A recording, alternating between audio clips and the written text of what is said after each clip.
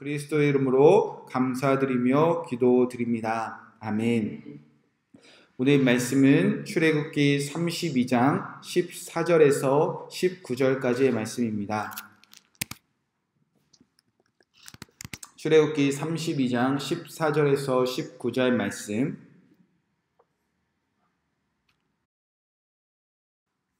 하나님의 말씀을 제가 대신해서 봉독해 드리도록 하겠습니다.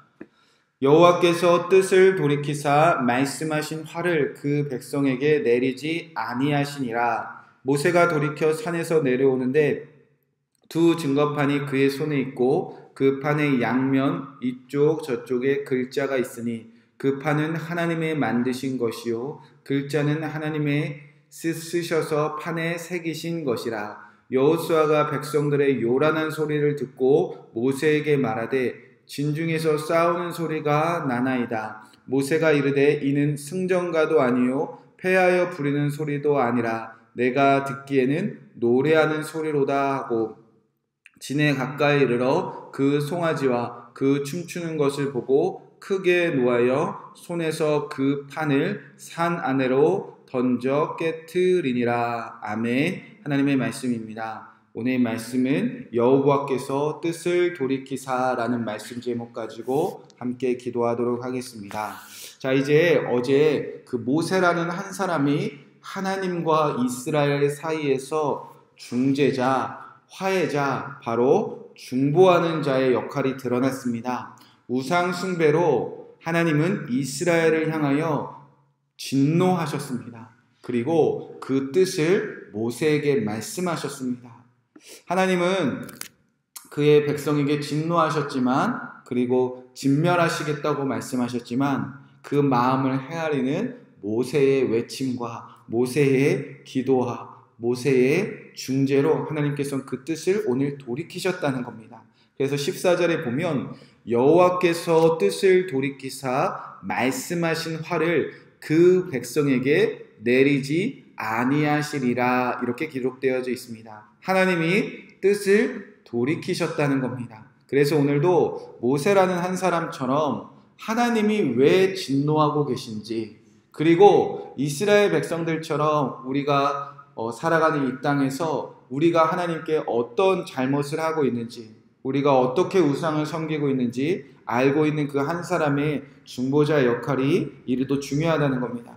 그래서 말씀하신 화를 하나님께서 내리지 아니하셨다. 분명히 성경은 그렇게 기록되어져 있습니다. 자, 그런데 오늘 이 이후의 말씀을 읽어보면요. 정말 하나님께서 그 마음을 헤아리는 모세라는 한 사람의 중보를 통해서 정말 뜻을 돌이키시고 화를 돌이키신 것이 맞습니까? 라고 물어볼 정도의 일이 계속 펼쳐지게 된다는 겁니다. 19절에 보니까 진에 가까이 이르러 그 송아지와 그 춤추는 것을 보고 크게 노하여 손에서 그 판들을 산 아래로 던져 깨트리니라. 분명히 하나님의 뜻을 돌이키라고 말씀하셨는데 율법이 적힌 두 돌판이 모세에 의하여 산산조각 깨어졌다는 겁니다. 그리고 오늘 읽지 않았지만 이 후절의 이 이후의 말씀을 보면 이 금송아지의 사건 때문에 이스라엘 백성들이 3,000명이 죽임당하는 그 끔찍한 사건이 벌어집니다. 모세가 레인에게 명령했고 레인은 이스라엘 백성 중에 3,000명을 그 자리에서 도륙했다, 죽였다라는 일들이 펼쳐집니다. 분명히 하나님은 뜻을 돌이키셨다고 하셨는데 모세를 통해서 하나님은 그의 백성을 살리시겠다고 말씀하셨는데 진멸하시지 않겠다고 말씀하셨는데 왜 이런 일들이 펼쳐질까? 자, 어떤 분이 하나님을 믿지 않는 아들을 위해서 계속 기도하고 계시는 분이 계십니다. 그런데 이 기도를 아무리 드려도 아들을 위해서 매일 기도해도 아들이 하나님을 믿지 않는 일들이 계속 펼쳐지고 있습니다. 그리고 아들이 잘 되는 일이 별로 없습니다. 계속 기도를 하는데 아들이 아직 장가도 못 가고 직장도 변변치가 않습니다. 그렇다고 내가 오늘 기도한다고 하더라도 이 하나님을 믿지 않은 아들의 삶이 오늘과 내일의 별반 다르지 않을 것 같아서 마음을 답답해 하시는 한 분을 있습니다. 그래서 기도는 하는데 내가 정말 하나님의 마음을 붙잡고 이 아이들을 위해서 간절히 기도하는데 하나님은 내 기도에 응답하지 않은 것 같아서 마음이 답답해하는 한 분을 제가 만나게 되었습니다. 사랑하는 성도 여러분, 그래서 오늘 모세가 하나님과 이스라엘 사이에서 중보자의 역할을 했을 때 하나님이 그 뜻을 돌이키신, 그 진노를 돌이키신 그 증거가 무엇인가, 이것을 우리가 분명히 깨닫는 것은 상당히 중요한 일입니다. 그래야 지금 저와 여러분이 매일 새벽에 우리 가정을 위해서 기도하죠. 우리 자녀들을 위해서 기도하죠. 또 우리 교회를 위해서 기도하죠. 여러분이 사는 지역과 나라와 열방을 위해서 매일마다 중보 기도하는데 하나님이 정말 우리의 기도를 매일 듣고 응답하고 계시는구나, 그것을 우리가 확신하며 오늘도 우리가 정말 기쁨으로 또 사명감을 가지고 헌신하는 마음으로 기도할 수 있는 그 이유가 무엇인지 이 자리에서 드러나야, 우리가 깨달아야 오늘도 우리의 기도가 하나님께서 다 응답하고 계시는구나, 그런 확신이 되어진다는 겁니다. 자, 금송아지의 사건을 돌아보면 하나님이 마음이 이렇게 흐릅니다. 첫 번째는 이스라엘 백성들이 하나님과의 언약을 깨고 금송아지와 언약을 맺습니다. 그 금송아지와 언약을 맺는 방법은 아주 감쪽 같아서 이들도 스스로 하나님을 섬기느냐 착각에 빠질 정도로 금송아지와 언약을 맺는 방법은 하나님과 언약을 맺는 방법이 똑같았습니다. 그러자 하나님이 진노하셔서 내가 이제 내 백성이 아니라 모세 너의 백성, 모세 너의 그 사람들 내가 진멸하겠다 라고 분명히 말씀하셨다는 겁니다. 이제 이 땅에서 이스라엘의 사람들 흔적조차 남기지 않고 다 쓸어버리시겠다. 그것이 진멸입니다. 그러자 모세가 어떻게 했죠? 하나님과 이스라엘 사이에서 중보자로 섰다는 겁니다. 하나님이 하나님의 백성에게 약속하지 않으셨습니까? 주의 백성입니다. 주의 이름으로 아브라함과 이삭과 야곱과 약속하셨는데 왜 하나님의 이름으로 약속한 그 언약을 지키지 않습니까? 하나님이 이름으로 언약을 한 그 백성들을 살려달라고 모세가 중보했다는 겁니다. 그러자 하나님의 뜻을 돌이키셨다는 겁니다. 즉 그러니까 하나님이 뜻을 돌이키셨다는 것은 지금 이스라엘을 진멸하지 않으신다는 뜻입니다. 이 땅에서 이스라엘을 쓸어버리지 않으시겠다는 겁니다. 그러나 분명한 것은요, 하나님은 이스라엘을 향한 진멸의 뜻을 돌이키셨다는 것이지 그들이 지은 죄에 대한 징계까지 면하시지는 않으셨다는 겁니다. 여러분 이것을 분명해야 됩니다. 하나님은 정죄하시진 않으시지만, 정죄는 그 죄로 인하여 생명을 빼앗는 것을 말합니다. 끝내버리는 것을 말합니다. 분명히 하나님은 죄에 대해서 정죄하시진 않는 분이시지만 그 죄에 대한 징계는 반드시 물으신다는 겁니다. 예를 들어서 어떤 사형수가 있습니다. 그의 죄값은요 반드시 죽임받아 마땅한 끔찍한 사형에 해당되는 중한 범죄였다고 그가 사형을 선고받았습니다. 그런데 어느 날 이 법정에서 사형수가 특별히 사면을 받습니다. 용서를 받습니다. 자, 그렇다고 해서 이 사형수가 죄값까지, 죄에 대한 대가까지 다 사라지는 것은 아닙니다. 어떤 사형수는 사형을 면하고 생명을 건전받았지만 그는 어쩌면 감옥에서 형량을 채워야 될 수 있습니다.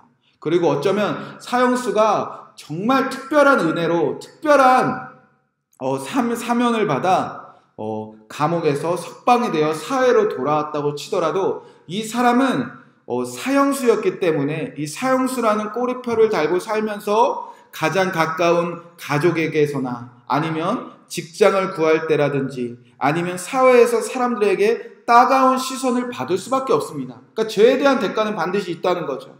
그것은 사형받을 만한 죄에 대한 대가가 그 사람에게 반드시 있다는 겁니다. 반드시 죄는 용서받아도 징계는 계속되고 그 징계가 계속되는 이유는 그 사람이 죄에 대한 징계를 부지런히 받을 때 그가 다시는 사형받을 만한 죄에 다시는 빠지지 않을 수가 있기 때문이라는 겁니다. 마찬가지로 이스라엘의 죄는요, 지금 진멸당에 마땅합니다. 하나님이 지금 당장 그들을 이 세상에서 흔적조차 없이 다 흩어버리셔도 그들은 하나님 불의합니다. 하나님 어찌 그러십니까? 하나님 왜 이렇게 우리를 향해서 진노하십니까? 라고 대꾸조차 할 수 없을 정도로 이들은 지금 끔찍한 죄를 지은 것 아닙니까? 어떻게 하나님이 이들을 인도해내셨습니까?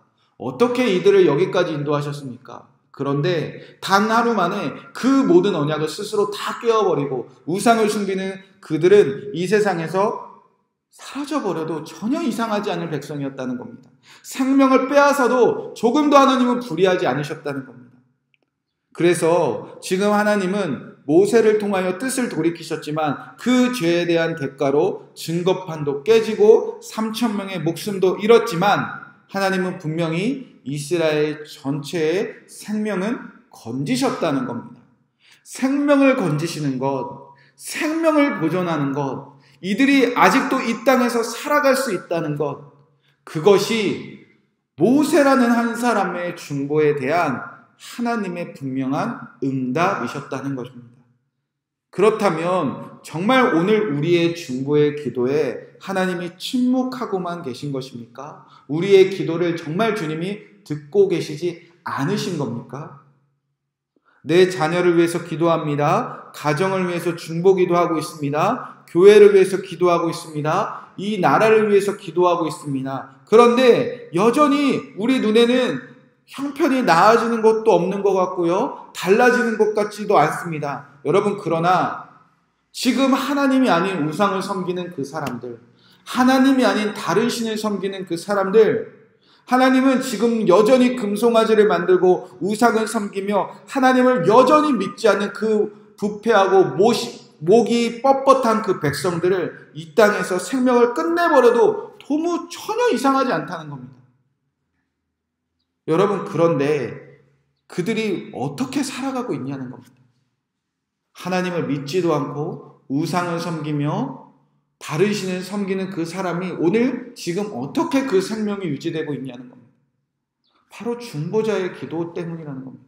예수 그리스도가 오늘도 하나님 우편에서 그들을 위해서 중보하고 있기 때문이라는 겁니다. 그 마음을 헤아린 하나님의 진노와 하나님의 뜻을 깨달았고 그래도 여전히 우상 숭배하며 하나님을 섬기지 않는 그들을 향한 마음을 가지고 그들 앞에서 기도하는 한두 사람, 그들 앞에서 기도하는 한 교회, 그들 앞에서 기도하는 한 민족들, 그 기도를 들으시고 있고 뜻을 돌이키고 계시기에 오늘도 우리 주변에 누군가는 살아가고 있다는 겁니다. 가정에 살고 있고요. 자녀의 생명을 거두지 않고 있고요. 우리 부모님의 생명을 지켜주시고요. 이 땅에서 한국교회가 무너지고 목회자들이 무너지고 여전히 희망 없어 보인다고 말하지만 교회가 생명을 가지고 있고 교회가 진멸당하지 않는 이유는 여전히 모세와 같은 한 중보자들이 가정과 나라와 교회에 의해 세워져 있기 때문이라는 겁니다. 여러분, 이 중보자는 하나님이 정말 세우신 강력한 일을 이루고 있다는 겁니다. 사랑하는 성도 여러분, 예수 그리스도의 중보, 그리고 모세의 중보, 여러분의 중보는 그렇게 강력한 힘을 가지고 있습니다. 우리의 중보 기도의 목적은요, 사람의 생명을 살리는 것입니다.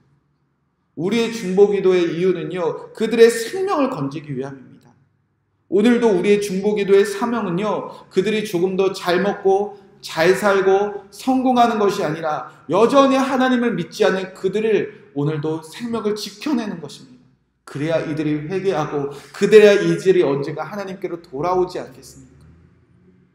어쩌면 예수님을 믿지도 않고 찾지도 않은 그 수많은 사람들의 생명을 건지기 위하여 하나님은 오늘도 모세라는 한 사람에게 하나님이 진노하신 이유를 말씀하고 계십니다.